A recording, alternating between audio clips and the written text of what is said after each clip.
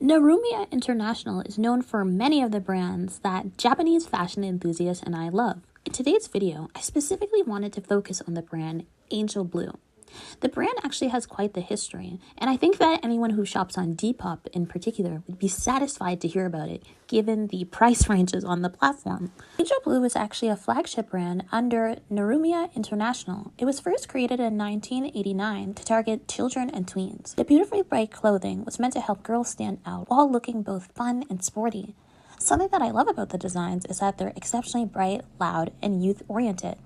It actually wasn't too far from its initial release that the brand exploded in popularity in Japan around the 1990s and in the early 2000s as well. The brand's popularity is commonly associated with the famous Japanese singer/idols Nozomi Tsuji and Ai Kago from Minimani. This was because they actually wore the brand extensively when they were featured in the media.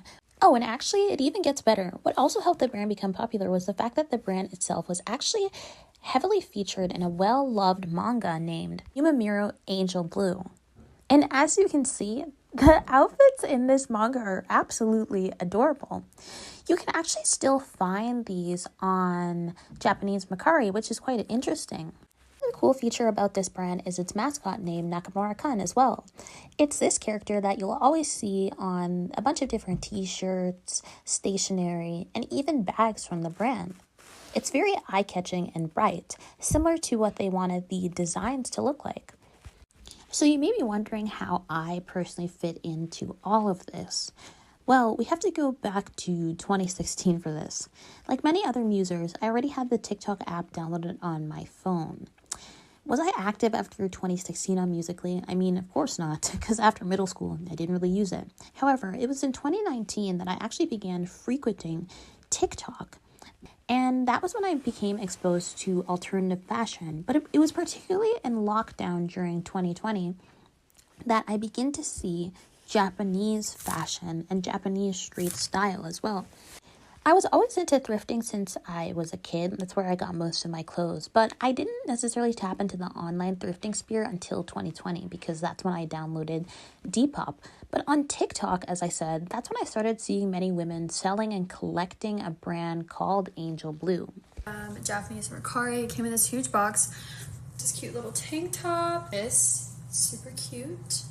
After I was exposed to this brand, I always wondered about it. I wondered where I could buy it, how people were getting it, if it was expensive to acquire. I didn't really know anything about getting the pieces necessarily. It was particularly in 2023 that I finally put my foot down and I decided to conduct research on how I could acquire some of these pieces myself, because all of these were in my Pinterest board literally since 2020, like some of the pieces that I even have now. And since I live in Canada, I was kind of scared of the shipping costs to Canada from Japan. So when I first started to buy items, I would get them shipped to a friend's address in the United States, and then I pay for them to ship them directly to me.